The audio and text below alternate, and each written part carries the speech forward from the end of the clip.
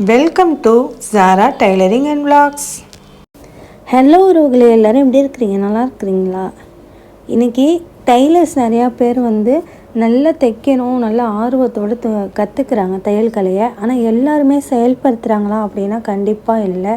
பாதிக்கு பாதி பேர் கூட தையல் கலையை கற்றுக்கிட்டதை செயல்படுத்துறது கிடையாது. ஏன்னா அந்த ஆர்வம் போயிடுது.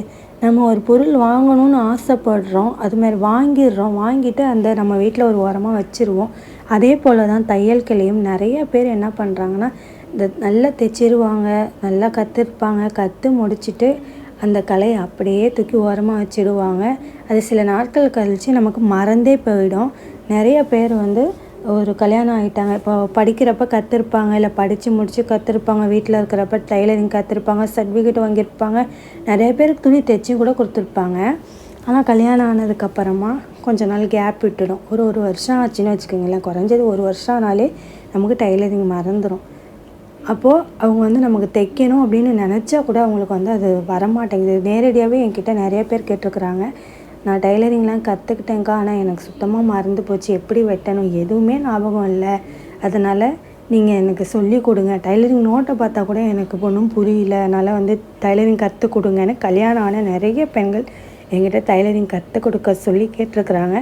ஆனால் என்னால் டைலரிங் கற்றுக் கொடுக்கறதுக்கு எனக்கு டைமிங் இல்லாததால் நான் கற்றுக் கொடுக்கல.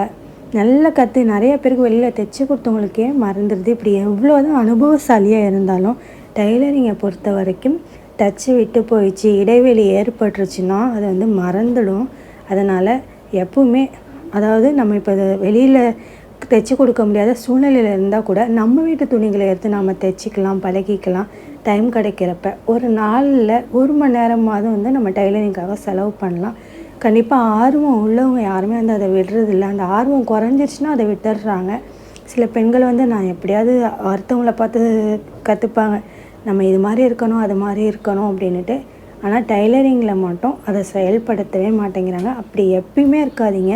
நம்ம வீட்டில் உள்ள பெண்களுக்கு ஒரு சிறந்த அரிய வாய்ப்பு இந்த டைலரிங்.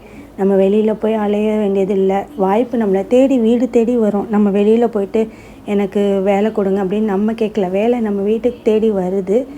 நம்ம ஒரு கடை வச்சு தான் இந்த பிஸ்னஸை பண்ணணும், இந்த டைலரிங் ஒர்க்கை பண்ணணும் அப்படின்னு இல்லை. நம்ம வீட்டில் இருந்துக்கிட்டே எனக்கு தைக்க தெரியும் நல்லா அப்படின்ட்டு ஒரு அக்கம் பக்கத்தில் இருக்கவங்ககிட்ட சொன்னாலே நீங்கள் நல்ல விதமாக தைச்சி கொடுக்கறத பொறுத்து உங்களுக்கு நிறைய துணிகள் வர வாய்ப்புகள் இருக்குது தைக்கிறதுக்காக. நீங்கள் அதை கரெக்டாக செயல்படுத்தி நல்ல தைச்சி கரெக்டாக பர்ஃபெக்டாக கொடுத்தா கண்டிப்பாக உங்களுக்கு ஆர்டர்ஸ் வரும்.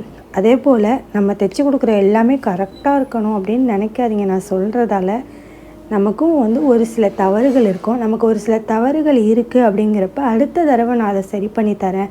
ஒருவேளை நம்ம தைச்சி கொடுக்குறது கை லூஸாக இருக்குது, கொடன்னு இருக்குது அப்படின்னு சொல்லுவாங்க. ஐயோ இப்படி சொல்கிறாங்களே அப்படின்னு நம்ம சோர்ந்து போயிடக்கூடாது. அடுத்த தடவை இன்னும் பெஸ்ட்டாக தைச்சி தரணும், இல்லைனா அந்த துணியை கொடுங்க நான் சரி பண்ணி தரேன்னு அதில் உள்ள தவறுகளை நம்ம சரி பண்ணி தான் கொடுக்கணும். அப்போ தான் அவங்களுக்கு நம்ம மேலே நம்பிக்கை வரும். ஐயோ நமக்கு சரியாக தைக்கலையே அப்படின்னு யாருமே சோர்ந்து போயிடக்கூடாது. எல்லா டைலர்ஸுக்குமே துணி புதுசாக தையல் கற்றுக்கிட்டவங்களுக்குமே சரி, ஒரு சில கஸ்டமர் யாருக்காவது நமக்கு மிஸ்டேக் வந்துடும். மிஸ்டேக் வராமல் யாருக்குமே இருக்காது. அதுக்காக சோர்ந்துடக்கூடாது. 10ல் ஒரு பேருக்கு மிஸ்டேக் வர்றது பெரிய டைலர்ஸ்க்குமே சகஜம்தான். ஒரு பெரிய டைலர் கடையாக இருக்கும், நிறைய பேர் அங்கே தைப்பாங்க, அப்படியெல்லாம் இருக்கும். ஆனால் அங்கே போய் நமக்கு தைச்சா செட் ஆகாது. நம்ம வீட்டில் அக்கம் பக்கத்தில் உள்ள ஒரு அக்கா தைப்பாங்க, அவங்கள்ட்ட தைச்சா கரெக்டாக இருக்கும். இப்படி தான் நம்ம பெருசாக இருக்கிற எல்லாமே சிறந்ததாக இருக்குது அப்படின்னு நினைக்கக்கூடாது. அதே போல் நமக்கு தைச்சிட்டோம், நமக்கு தைக்கிறது சரியாக வரல, இதுக்கப்புறம் தையல் தொழிலே வேணாம் அப்படின்னு சோர்ந்திடவும் கூடாது. எல்லா இடத்துலையுமே சிறந்து விளங்கலாம்.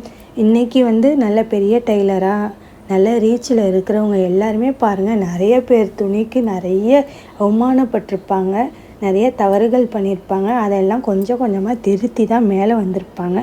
அதனால் நமக்கு தைக்க வரலையேன்னு சோர்ந்துடாதீங்க. எல்லா டைலர்ஸுமே லைஃப்பில் இந்த ஒரு அனுபவம் வந்திருக்கும்.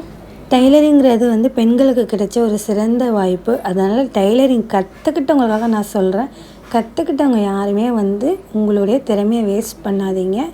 உங்களுக்கு இப்போதைக்கு சரியாக வரலைனாலும் ஒரு 10 ப்ளவுஸாவது நம்ம ஒரு சரியில்லாமல் இருக்கும். 11வது ப்ளவுஸ் கரெக்டாக கண்டிப்பாக வரும். அதுக்காக இத்தனை ப்ளவுஸ் வேஸ்ட் பண்ணணுமா அப்படின்னு நினைக்காதீங்க.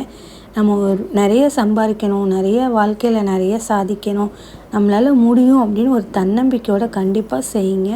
நீங்கள் வந்து எல்லா ப்ளவுஸுமே வீணாகாது. ஏதோ 1, 2 தான் நம்ம தைக்கிறதுல ஏதோ ஒரு மிஸ்டேக் இருக்கும். அந்த மிஸ்டேக்கையும் சரி பண்ணுற அளவுக்கு நமக்கு திறமையை நம்மளே தான் ஏற்படுத்திக்கணும். அதனால் வந்து தையல் தொழிலை யாருமே கற்றுக்கிட்டவங்க யாருமே வந்து அந்த திறமையை வீணடிக்காதீங்க. வெளியில் தைச்சி கொடுக்கவே முடியல அப்படின்னாலும் உங்களுக்கு மட்டுமாவது தைச்சிக்கோங்க. உண்மையான உழைப்பும் நம்பிக்கையும் எப்போதுமே நம்மளை கைவிடாது. இந்த வீடியோ பிடிச்சினா லைக் பண்ணுங்கள். மறக்காமல் என்னோடய சேனலை சப்ஸ்கிரைப் பண்ணிக்கோங்க. பாய்.